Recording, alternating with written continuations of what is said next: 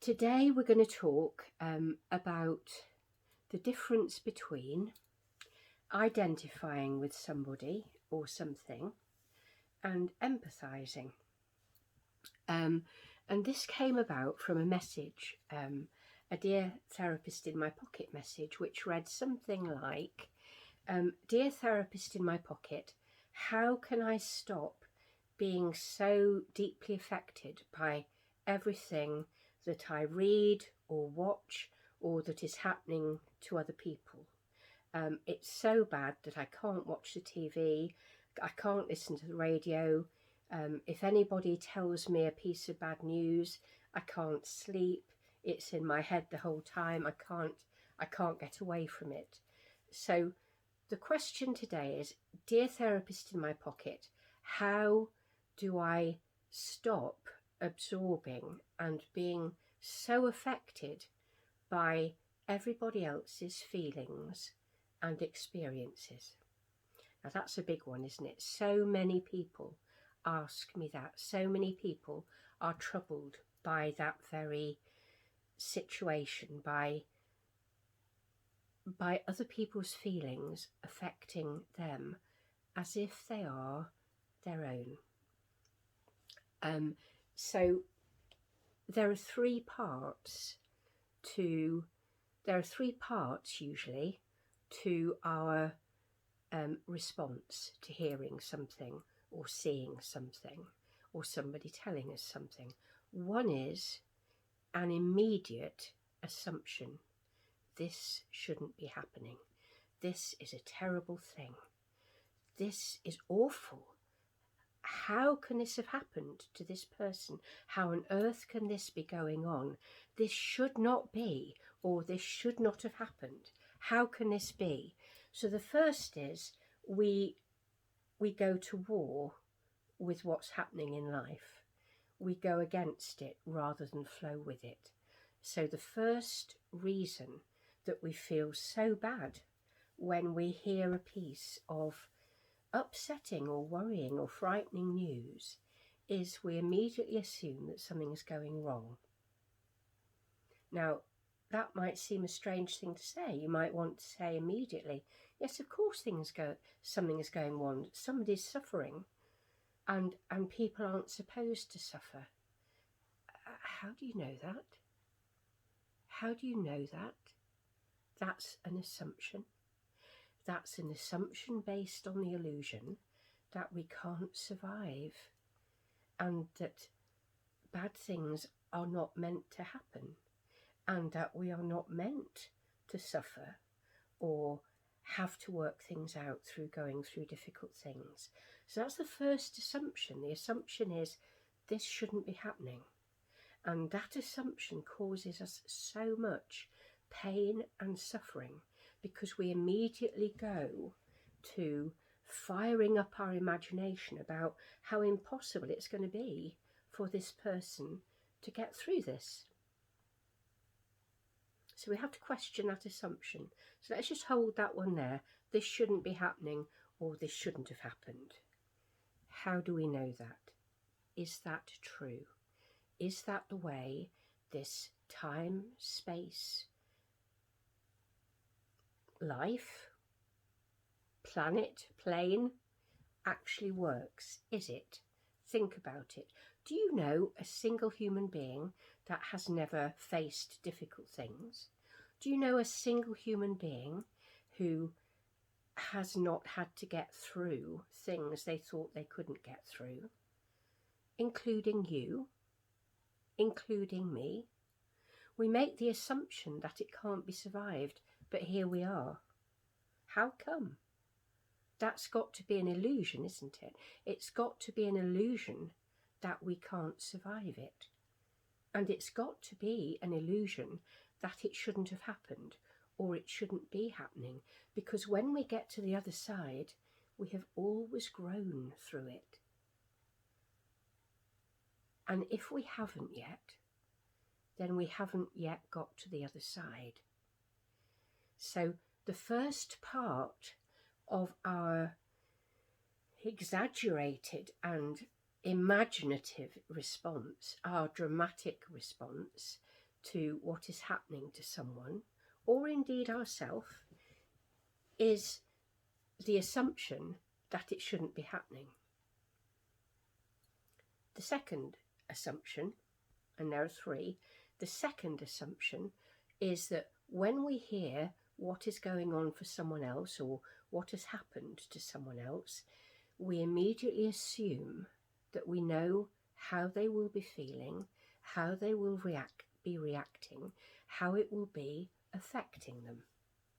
And we do that from the standpoint of, they are like me, the way I am feeling now is the way they will be feeling. The way that I would be reacting to it is the way that they will be reacting to it. I can't imagine a way out. I can't imagine how I would get through this. Therefore, I can't imagine how they will get through this. Oh my goodness. Listen to the sheer impossibility. We put ourselves into an impossible box, and we forget that we are not them. They are not us, which means they will be responding to what's happening to them or to what they're facing from their historical experience, from their perspective. And because historically they have known very different experiences individually to us, even though they might have been through something very similar, their history and their resources inside are different. And so the mistake we make, along with this shouldn't be happening, is this person is feeling exactly the same as I would be feeling, and therefore I am already imagining what their response will be. And because I can't see my way out, because I'm not them, I'm assuming they can't see their way out. So again, we go to war with what is. We fight what is, and we change what is by bringing ourselves into it. We think we're standing in their shoes.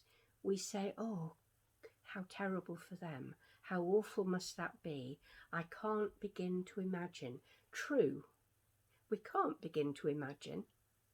We can't begin to imagine because we are not actually in their shoes. And no human being ever faces something they cannot get through. We never face something we cannot get through. Another human being can look on and think, how are they ever going to get through that? I couldn't.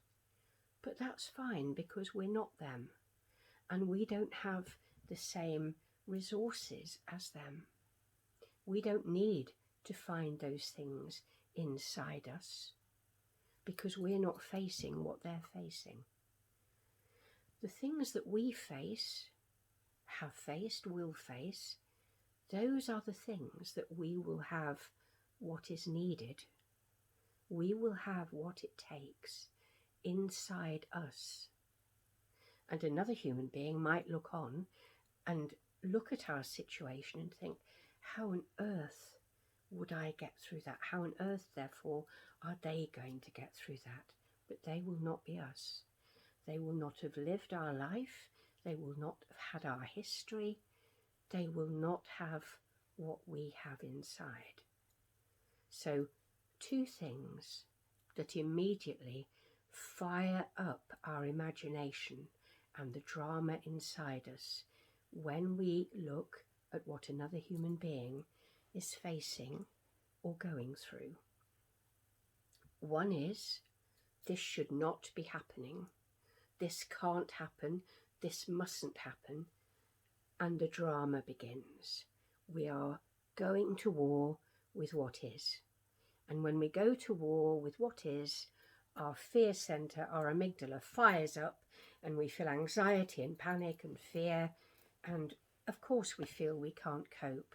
But that's because of what we're now generating inside ourselves, and it may not be the other person's reality, and it may not be the place the other person comes to when they have sat with their reality and what they are facing.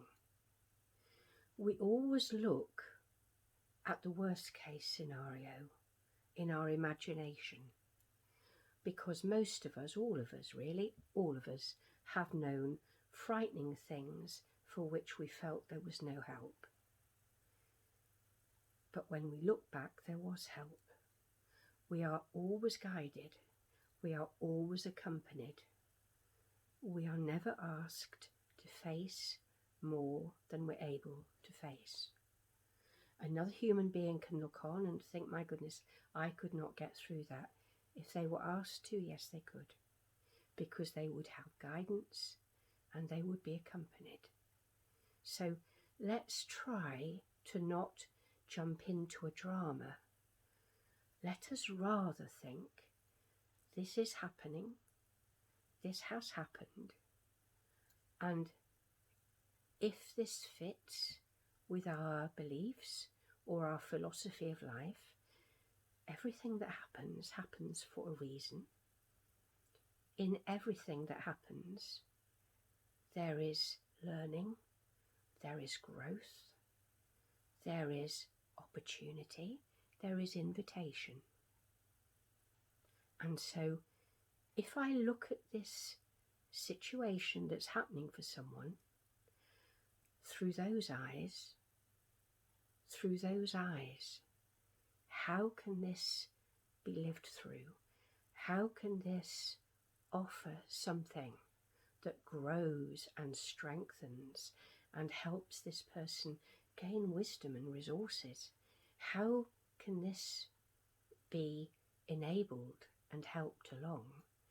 Then we will come from a grounded place rather than a place of high imagination and drama. So let's let go of this shouldn't be happening, and let's rather embrace this is happening. And if this is happening, then there is reason behind this, there is opportunity, there is invitation in this, there is spiritual growth in this, and wisdom. And let us come from that place. And then we will look at another human being going through something, and instead of falling to pieces and being of very little use, we will come from a spiritually grounded place that immediately says, what do you need? What will help? How can this be survived? Because it can be. And I will walk alongside you. And I won't go to pieces, and I won't panic, I won't fall apart, because I will hold my belief that there is purpose in this, and knowing that it has come for a reason, and there is a gift and an invitation in it.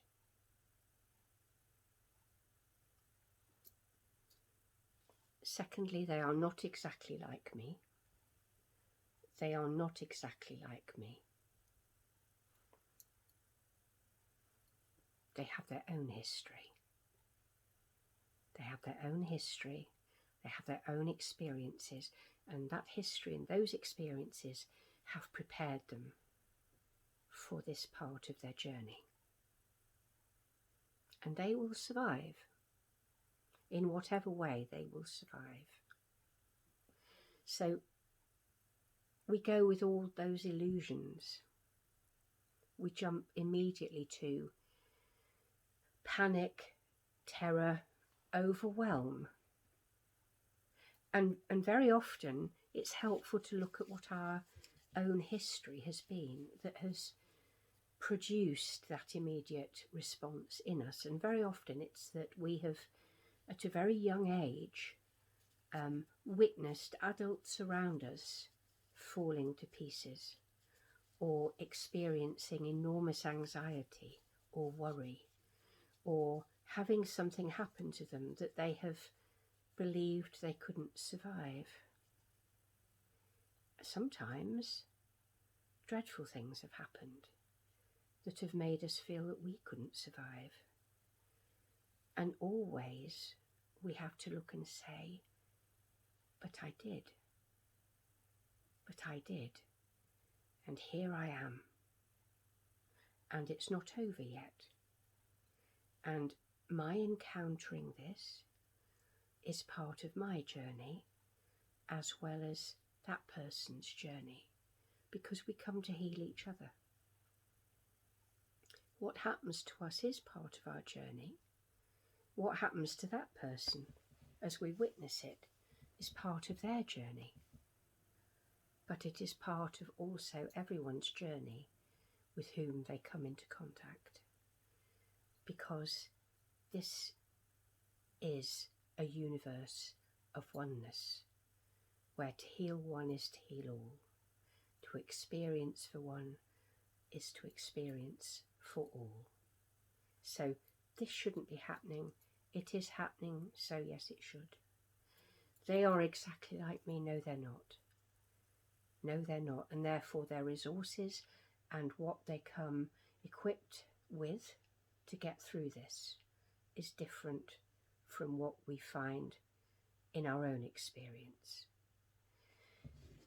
Secondly,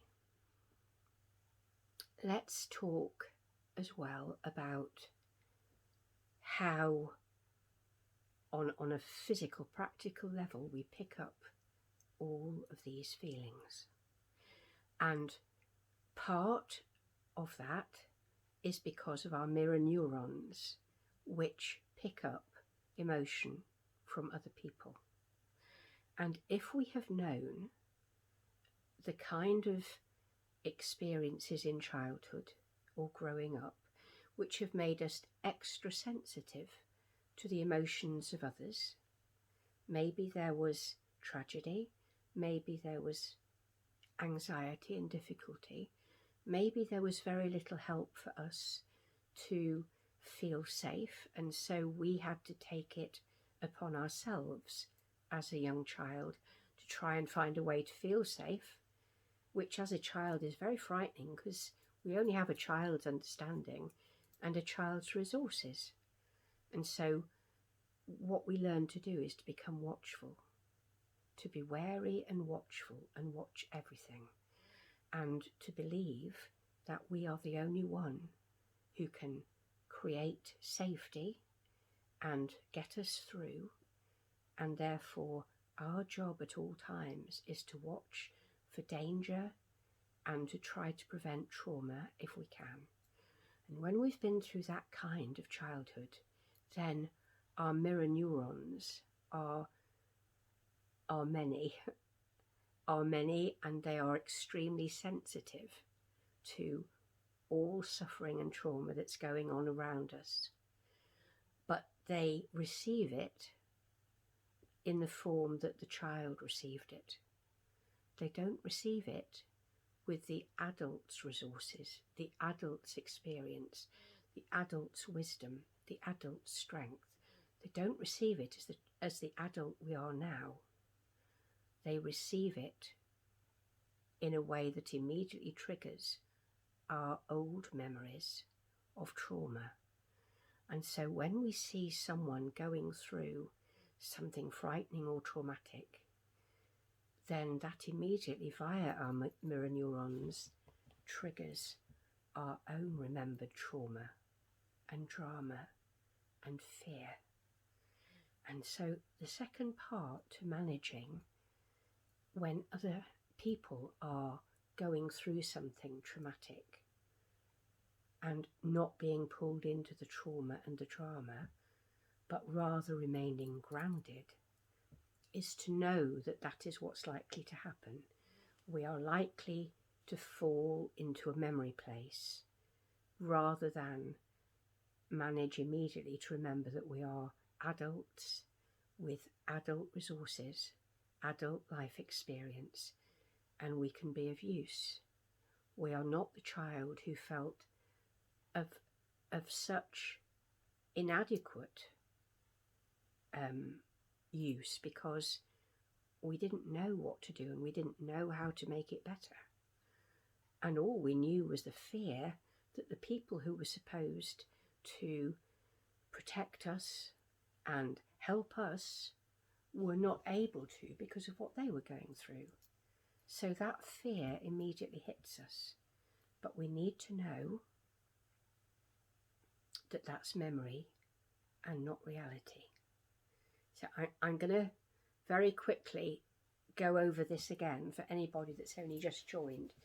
We're talking about that experience that we all have of hearing something that's happened to somebody else, or seeing something on the TV, hearing on the radio something dreadful that's happening, and immediately absorbing all those feelings and feeling the fear and the panic and drama inside ourselves.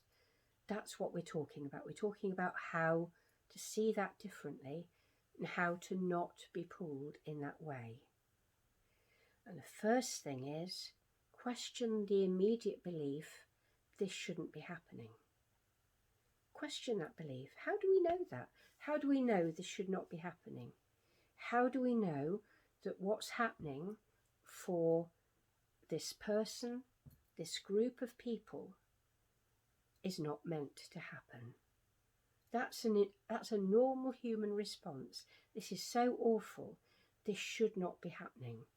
But that is to deny the nature of this time-space reality. There is absolutely no one for whom things don't happen. No one. So why are we surprised, and why do we say this shouldn't be happening?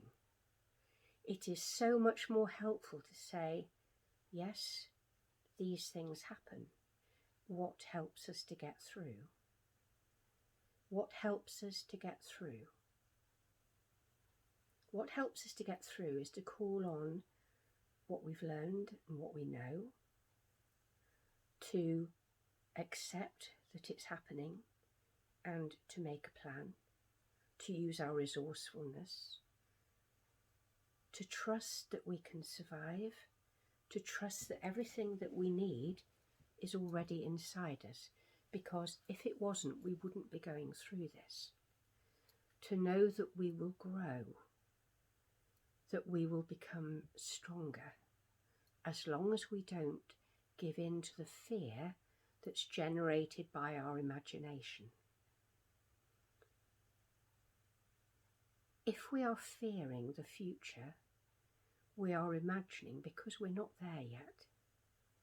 And also, if we're fearing the future, we are imagining the future through our eyes as this person who is here now. This person who is here now hasn't yet lived the life experiences that will get them through that when they get there. We read it all backwards. We jumble it up and we create drama.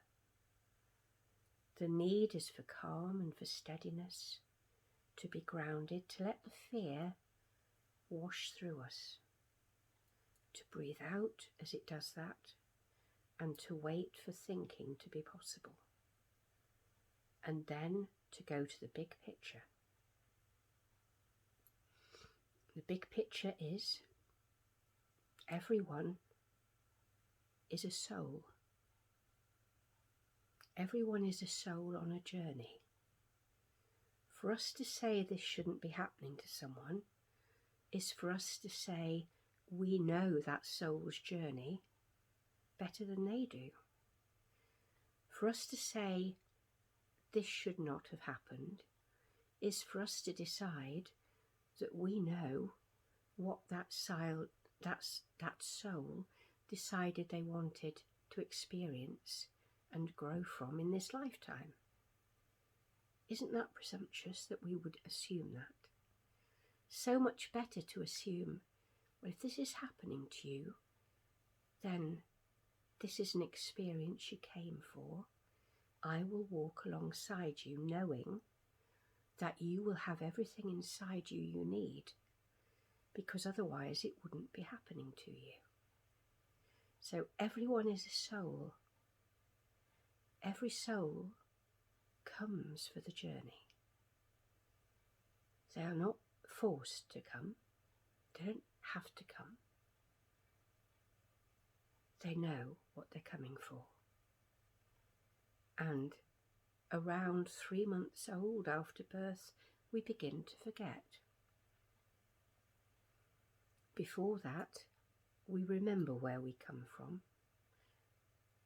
We still see both worlds. And then we forget. It really helps to hold on to the fact that we've simply forgotten, and that it is possible, once we ground ourselves, to remember the big picture. We are a soul on a journey. This other person is a soul on a journey. No soul comes alone. No soul is unaccompanied. No soul is not guided.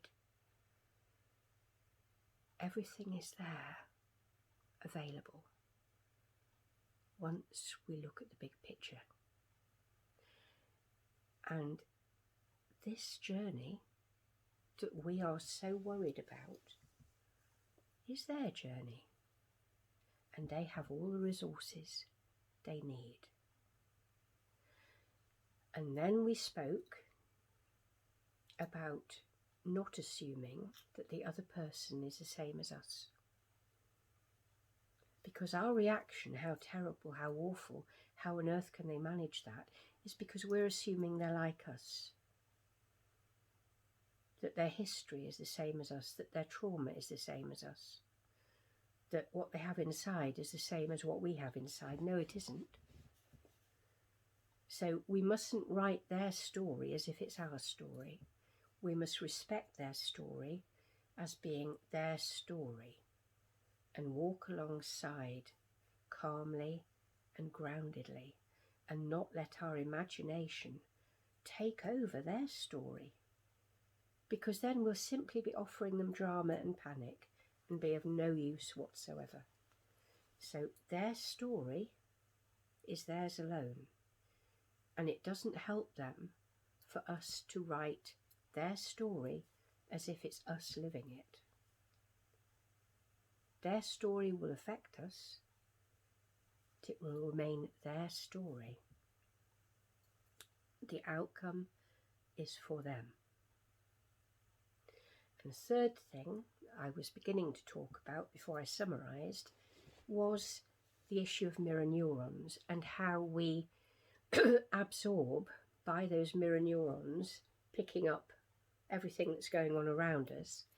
How, if we have known trauma, we become particularly vigilant and particularly good at picking up those signals of fear and panic and trauma in everybody else. But that when we do pick them up, we pick them up and receive them in such a way that that immediately finds our trauma, and we fall into a memory place and we receive that trauma in the way that we did as a child, and we feel helpless and powerless and frightened and full of panic. But that is not the reality, that is memory. And it helps for us to remember that this is how I once felt, but that this is who I am now. I have lived since then. I have gained life experience since then. I have survived so much since then. I know so much more since then.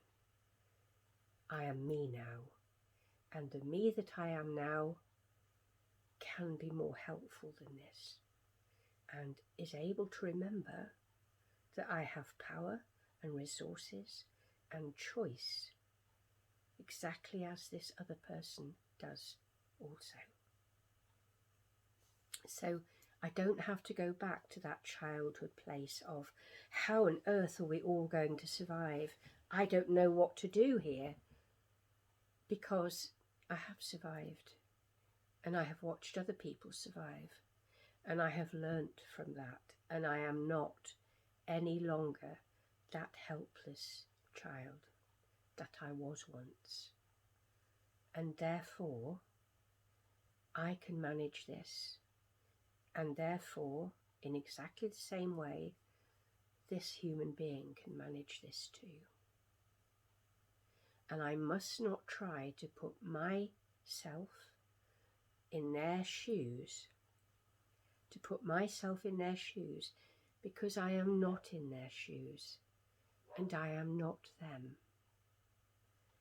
And they are a soul on a journey and an adventure which is theirs and which is for them, and for which they have inside everything they need. They may need to dig deep, but we never come without what we need, ever. And so, in terms of our mirror neurons and the panic that can ensue, we need to remember, yes, it should be happening, because if it's happening, then it's meant to happen, and this person came for this. 2, no, they are not me. They are not exactly like me, and so for me to try to imagine and get into the drama of how it would be for me is unhelpful, because they are not me, and they have their own history, their own journey. They are on their adventure. I can walk alongside them on the path, but I won't be walking in their shoes. They and they alone will be walking in their shoes. My job, if I accept it, is to be alongside. I do that as a therapist every day of my working life. I walk alongside, and the only way that I am of any use is to not assume that what's happening should not be happening, but rather to accept that it is, because only then am I of use. To know that they are not me, because if I jump in as me, I will again be of no use, because I will be making all the wrong assumptions, and I will be imagining all the wrong things, and I will be fighting their reality rather than being alongside them in their reality. And the third thing, as a therapist, and then as human beings generally, that we must do is hold the hope that whatever is happening can be survived. Can be survived. And that this is not the bad thing that we could so easily assume it is. We assume that something's bad from a very narrow perspective, and we are missing the big picture, that we come from oneness and we go back to oneness, and that we interact on this time, space, earth plane in oneness, so that what happens to one affects all, the observers and those experiencing what is happening, as well as the person doing the experiencing. And we do that in love. We do that because sometimes we come to help someone else heal. Someone sometimes needs to see how another deals with something in order for them to grow. The big picture is a complex picture. And when we go to the big picture, we learn humility, and we view what's happening as an invitation, not as a tragedy. It is such a different place spiritually if we can think in terms of oneness, rather than as everyone being an individual fighting their own battle. If you really want to help another, stay grounded in the big picture. Stay grounded in the knowledge and trust that they are a mature soul on a journey.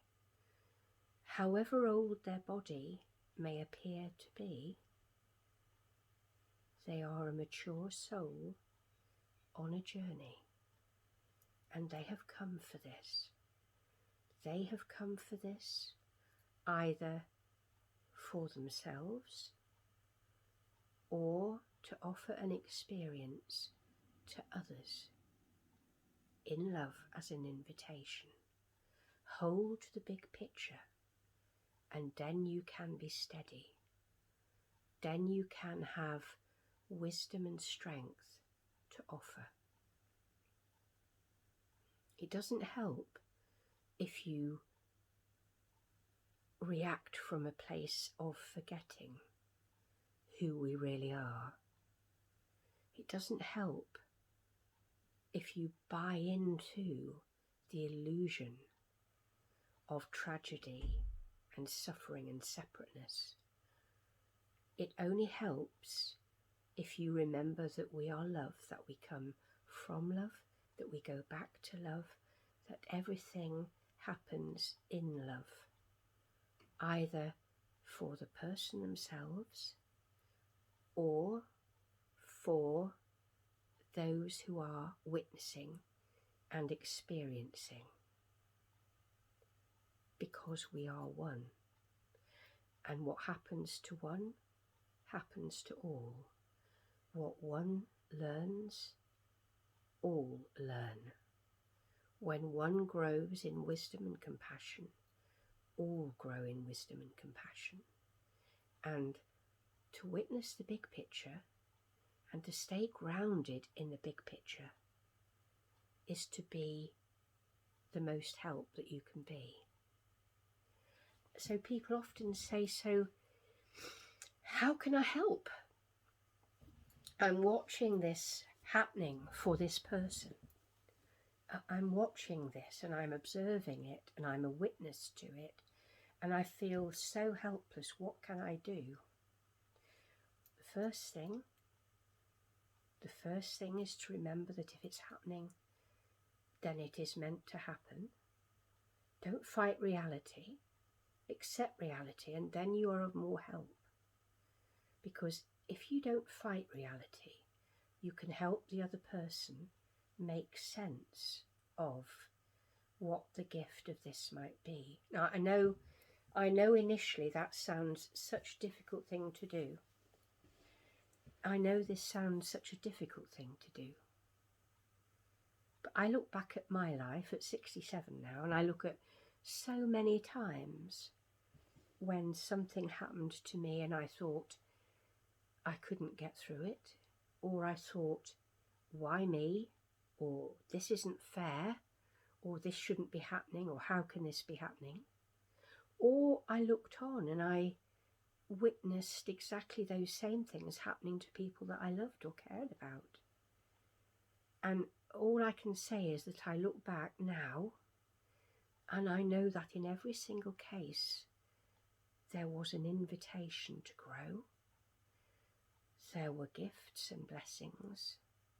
There was a degree of wisdom and strength and spiritual understanding there for the taking, if only we would accept the bigger picture.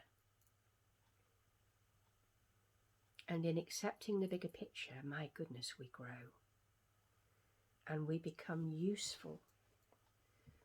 We become souls rooted in who we really are, where we come from, why we're here. And then we warrant the term light worker. And I want to say a bit about that, because lots of us talk about being a light worker. And when we talk about being a light worker, we tend to mean someone who is here to hold and ground the light for others when they haven't found it yet, or when they have forgotten, or they can't see it yet. So we come as energy.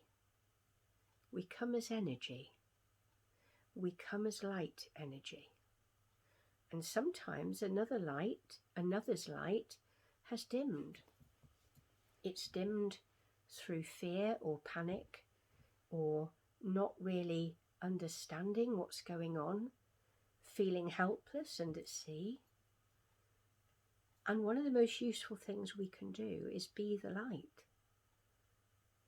And if you understand energy, and I work with energy as an energy healer, if you understand that energy is transferable and is transmutable, then you can send light to another.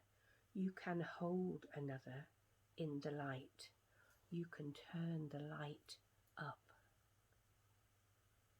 And all that you can do energetically via your intention, because your intention influences the vibration of all the energy around you for as far as you can imagine, certainly for the other person that you are wishing to help.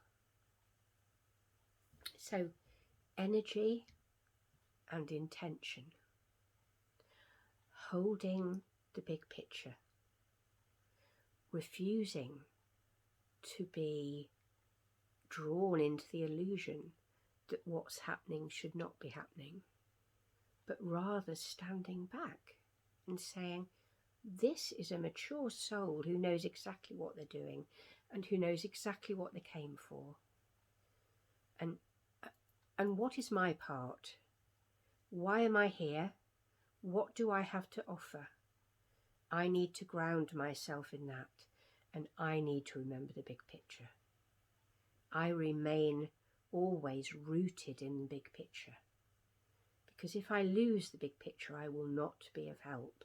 I will be pulled into the illusion, the storm, the panic, the drama. So send light. Hold the other in the light. Know that we can influence another's well-being, another's ability to be grounded and calm and wise by the influence that we send out energetically. And that does it. That is enough. Occasionally, wise words. Always kindness, kind thoughts and deeds. But think in terms of the big picture, and of oneness, and of energy. And stay grounded in that. And that is when you can be the most help. Instead of this shouldn't be happening, this is happening. What's the meaning in this? What's the invitation in this? What's the purpose of this? They are a soul on a journey. They are not me. They are not the same as me. Their reactions, their history, their resources inside are not the same as mine.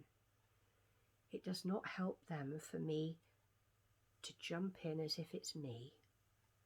It helps them for me to respect their journey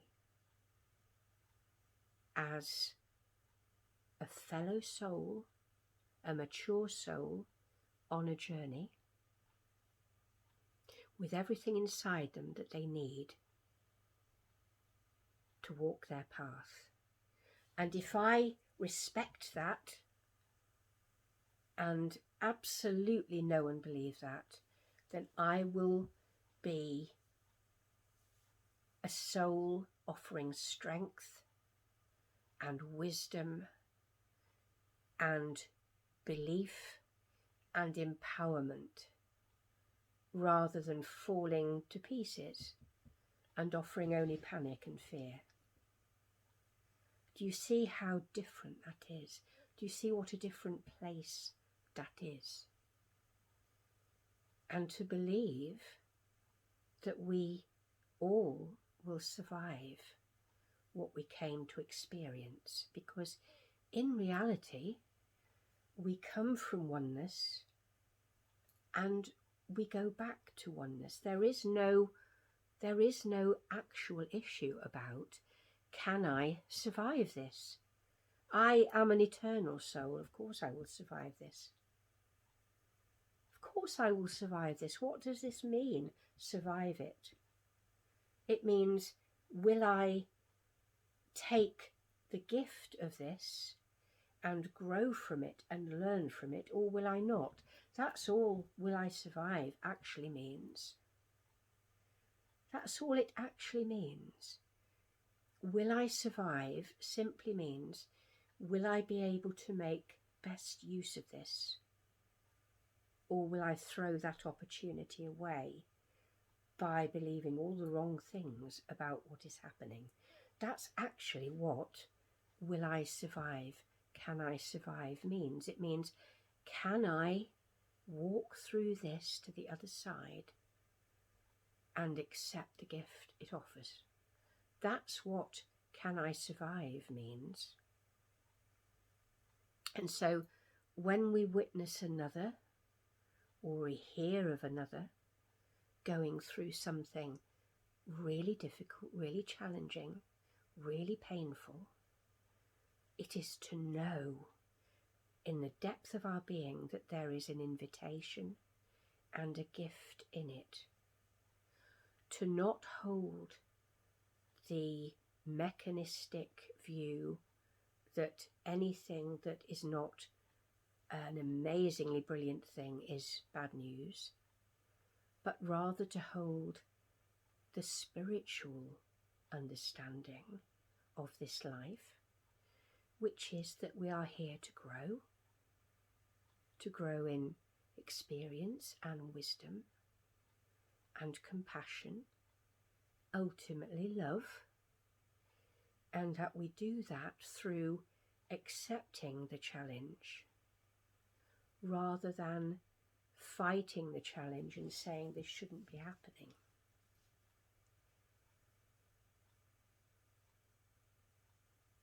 Those are the thoughts that I would offer in response to the question, how do I stop being pulled in to everybody else's feelings and drama?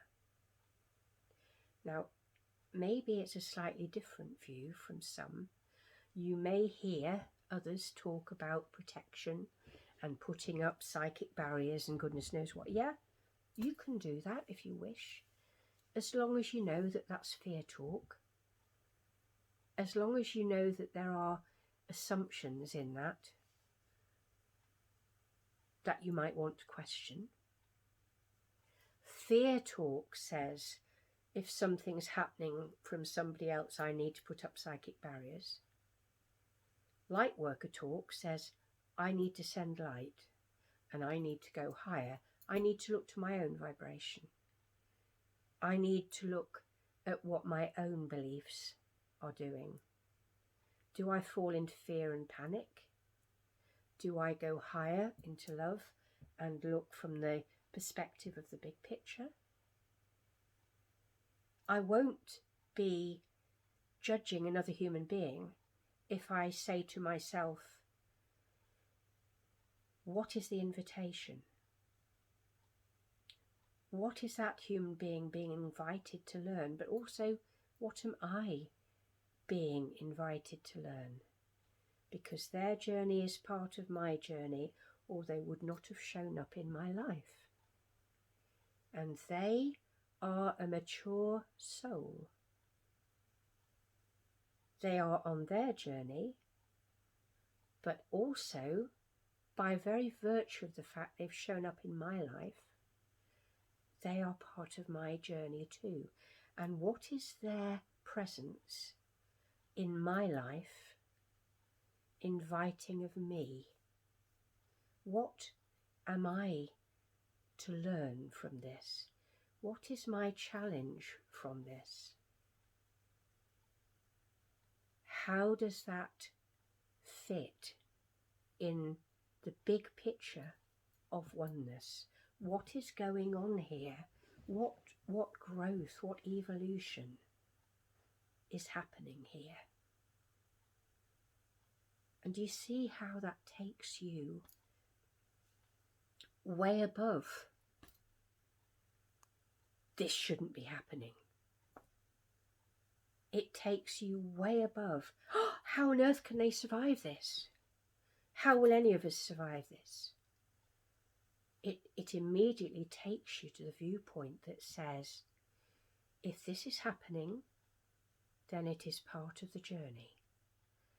And because I trust the journey, and I know that we come from oneness, and we go back from oneness, and that this is a loving, compassionate universe. In fact, our experiences here on this earth time plane are all symbolic. They are all metaphorical.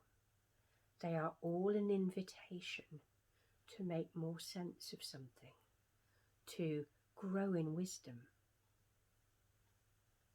to keep on looking at the big picture.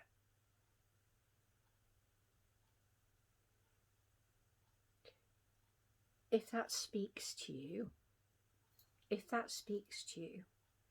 then I really hope it helps. If it doesn't speak to you, that's fine too. We are all mature souls on a journey.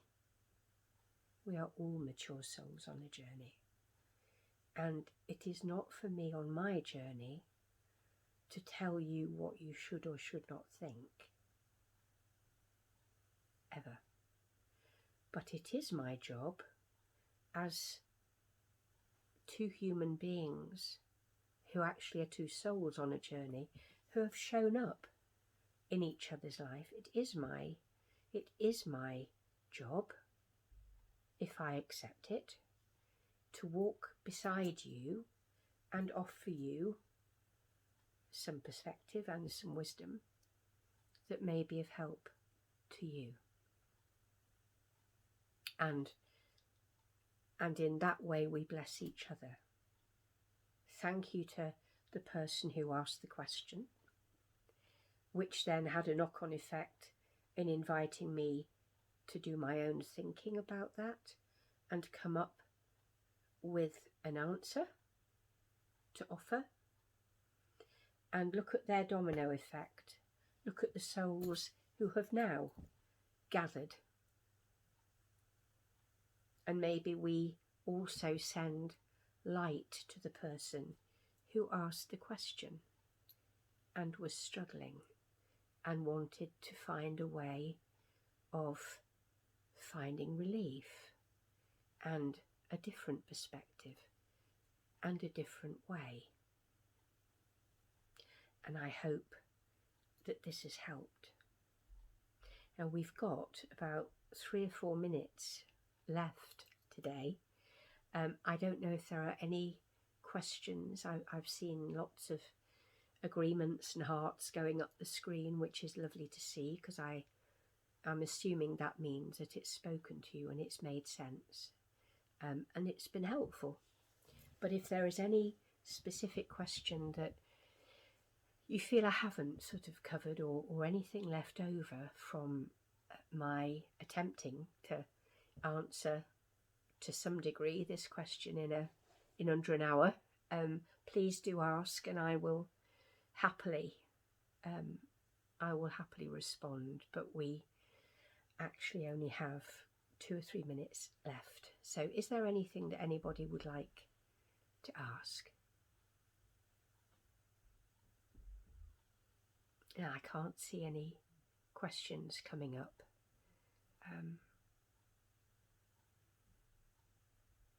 Okay, well, I think I'm gonna take that to mean that our discussion, our talk tonight together has been of use, and that there is nothing left over at the moment. However, what I would say is if there is anything that you would like to ask further, or in general a question, a Dear Therapist in My Pocket question, then please do feel free to send me a direct message, either via my Instagram page at Janny Judley, or via my website, Janny Judley, the therapist in my pocket.com, and I will gladly put that together either as a live stream or as a podcast. And if you haven't yet found me on podcast, do look at Janny Judley, the therapist in my pocket, both on Spotify and iTunes, and you'll find lots of material there, hopefully that will be helpful to you. But for now, I'm going to say thank you so much for showing up in oneness, and for your company here, and for your waves and your hearts, which are so lovely. There you go, thank you.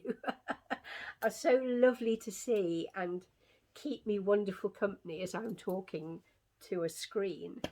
Thank you for showing up. Thank you for your company. Stay safe, stay blessed. Talk again very soon. But for now, big love.